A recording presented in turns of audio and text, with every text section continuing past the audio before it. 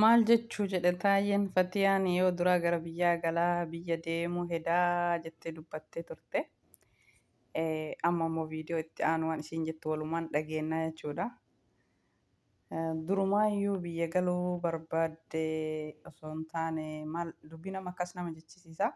Durumaayyuu biyya galuu hin barbaanne na gargaara namni yoo akkas na ta'an malee yoo akkana ta'an malee namni nama hin gargaaru waan akkasii waan akkas goote fakkaata Fatiyaani. Taani Allahu a'lam waan isin yaadde akkana gootuuf isitu beeka. Namni biyya ofii yoo galuu kutate inuma gala hiyyummaa fi biyya ofii jibbee hin dhiisu jechuudha. Yooma biyya ofiitti galuu fedhan qabne malee hiyyummaa fi biyya ofii sanii hin didu jechuudha. Amma namni martuu dhugaadha namni maatii hin qabne maatii ofii badallee ta'uu maatii ofii sanii gala. Gaafa maatii badaa sanuu hin qabne immoo ormi maatiin ofiitu yeroo waan qabne nama jibba ormi immoo saalama nama jibba. Galteellee maal gooti kan jedhamu akkasuma Dr. Aslilleen kaasee jira. Galtee wanni isiin gootu takka hin jiru jechuudha. Maaliif haadha hin qabdu abbaa hin qabdu nama itti hirkattu hin qabdu abbaa manaa hin qabdu. Namni jireenya biyya namaa kana yoo taa'u xiqqoolee taatu dalagatee waa argata hin fooyyeffatin biyyatti immoo sallama fooyyeffatuu hin danda'u jechuudha. Yoo biyyuma namaa biyya biraa deeme malee amma asii galee Dubaayii deema. Deemtuu naan jedhe. Imbaasiitu deemtu jedhe Oromoo ammaan hin gooti jiran na ajjeesaa yoo barbaadde wallaahi na fannisaa wallaahi na fannisaa. Feetan na fannisaa shaantaa birrii 40,000 itti baase hin deemu. Hin deemu hafe. Takkaffaa maaliif hin hafe jireenyi hundi qaali jedhan qaraxa kaffalteedhan adada kaaffee deemtee qaraxa kaffalteedhan maaltu Itoophiyaa deemsisee asitti mataa koo bashannanee hin jiraadhu hin deemu Oromoo hafe ani hafe na ajjeesaa sini galee imbaasii deeme Fatiyaa Mujaahid ne ilaan jedhe namichi warra Amaaranyaati. Okay jedhe giseen deemu yaa Oromooti. Jesus. Kesuma kadu. Mendinnon jadi. Ukuba cogarra kabda. Ndiaran cogarra ko naga kaban jeren. Kanan duro wa wai tade kanan jeren. Entaro asin be kam media ratina jeren nabichi. Media ratina be ka Okay. Mali ukum ni ko nan kaloroxi dum de kanan duro. Kaloroxi sun onne kerra lappe kerra tae jira nan jeren. Oromo wali booste si akam si su kabdi nan jeren. Milena sadina gaafate Oromoo milena sadina gaafatee jira amma geemii namni qabsiisu hin jiru amma kaashaappii na banamu akkaawuntii koo asirratti isinii himaa qabadha akkaawuntii koo isinitti himaa achirratti galchitu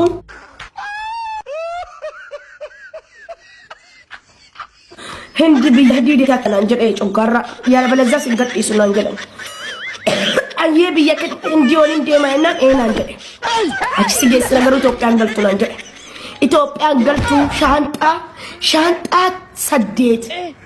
8,45 baasee biteemu Oromoo meeshaa kiyya sana hunda gurguree maamma isaan nan nafne sooftiin nan nafne akka nama du'aa jirutti na gaggabsee maallaqa yaa Oromooti. Dhugaa viidiyoon kan kee Fatiyaa nama kolfisiisaa jechuudha.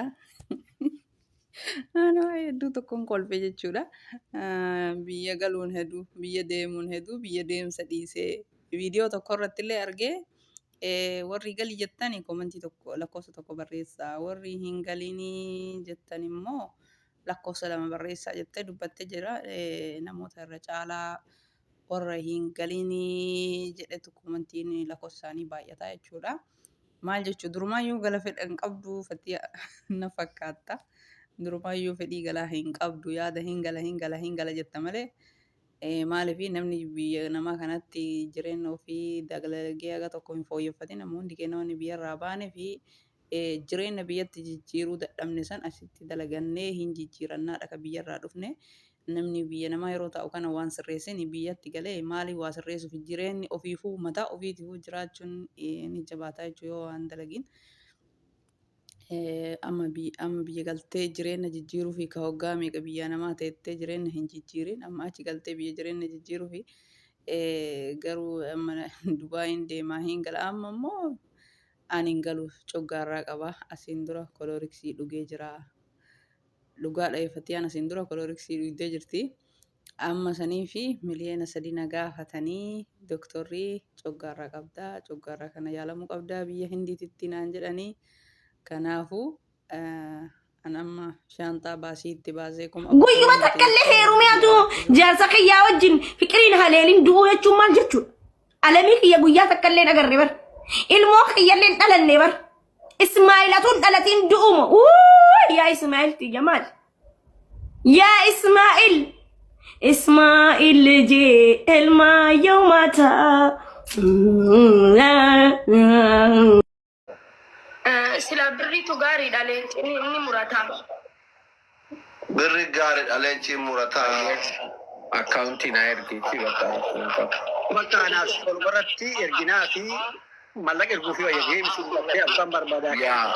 no right now achitti illee ammaan tana amma waan nama galchuutu jiraaf galchaanii yoo godheene. Anillee akkasuma yoo barbaadu. Bakka ati akkaawuntii qopheeffadhu gaaf biyya galte anatu piroomisiidha mana banee dalagaa ta'ee galsiisa ishifatu haala ullish. Walii gadi hin deddeemin Duubaa illee miti dalagaa wasii humna yookaan dhaabatachuma waa dalagatta. Faatu. Wayye. Bakka ati geemii kee asitti illee abbaara bilaafite taphadhu ani mootu mana banee gaaf biyya galte akkaawuntii banattee Itoophiyaan Nigdi Baankii bilaamini banattee torbaan takka akkas yoo geette anatuyyuu waan dalagaa eegaltu Oromorraa waliin sii qabee dalagaa eegalta attaasibii obboleettitee na yaadina ishee haala ullishene haga gaafatti jabaatutti. Asli ko wallahi injecha siifin qabu galatoomuu. Wallahi haala ullish ana gasidhaa bayyaadin yoo akka carraa rabbii waasii laaffisee Mammadoo wayillee argatte uummata akka rakkoon hin jiru ni kaasii hina. Ishi asli ko wallahi galatoomuu wallahi. Rabbiin haa laaffisuu fi Fatiyaan akkuma viidiyoo ishii jalqabaa irratti dubbattetti namoonni hedduun haadha himimmaanii, haadha boo'ichaa, haadha maarree yeroo hunda hin boottii jedhanii viidiyoo irratti dubbatanii jechuudha. Wanta abbaa boochisu immoo abbamatu beeka. Haa qal'addullee qaldillee ni jaalatti, boo'insallee ni jaalatti. Fatiyaan akkuma beekamtu. Waatu nama boochisa abbaan madaa'ee yoo madaa'ee nama arga malee madaa isa madaa'e san abbaa isa madaa'etu beeka malee kan madaa'in madaa isaa san maal akka inni ta'e hin beeku. Kanaaf wallaahi rabbiin amrii kullee rabbiin isiif haa laaffisu haala isii galtullee rabbi haala haa mijeessuu fi teettullee rabbi haala haa mijeessuu fi garuu akka kiyyatti maaliif jireenyi biyya keenyatti yoo galanii dalagaa barbaachisa. Osoo biyyuma namaa kana teetteetumaan dalagattee namni biyya namaa kana keessatti haga tokko dalagatee waan ittiin dalagatu gahaa tokko harka qabaatee gara biyyaa yoo galallee akkasii gala malee harkuma qullaa ol ka'anii galanii jireenyi biyya keenya harka qullaa walitti hin madaalu.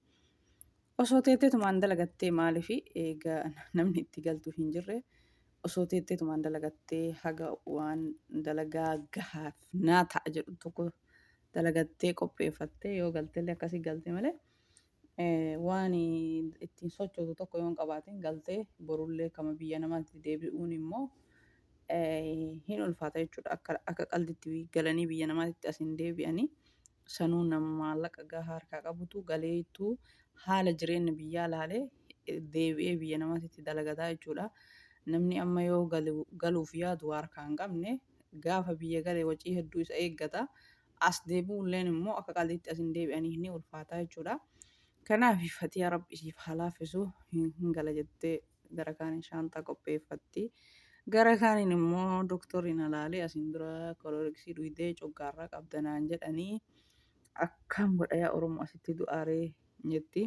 Takki immoo heerumee osoo ilma hin argatin Ismaa'ilii moo maalii kiyya osoo hin argin akkanuma dhaabadhee hafuu kiyyatti rabbiin wallaahi silaa amma isiin ka heerumteetiin ilmoo 2-3 godhattu malee nama heeruma hawwuuf yookaan ilma hawwuu miti sadarkaa kanatti jechuudha. Wanni hunduu qooda rabbiiti jechuudha. Kanaaf waa hedduun nama dhagamaa rabbiin abbaa manaa gaariillee haa kennuu fi yeroo hedduu veelloo godhattee Fatiyaan akkuma beekamu hawwii abbaa manaa agarsiisa jechuudha. Kana rabbi haa kennuufi tarii yaaduma isii gisee hunda cinqamtu kanaaf amala nama waliif galuu dhabde malee bareedumsa dhabde yookaan malkii dhabde saniif jaarsallee hin dhabne. Rabbiin abbaa manaa gaarii kan akka haadha abbaa kan akka obboleessaa obboleettii namaaf yaadduu rabbi haa kennuufi. Uma hundaa keessa yoo rabbiin haala isii haa mijeessuufi wallaahi Safiyaan Fatiyaan hedduu tokko garaa nama nyaatti jechuudha. Rabbiin amrii kulli haa laafisuufi viidiyoon Fatiyaa kana fakkaataa baay'ee.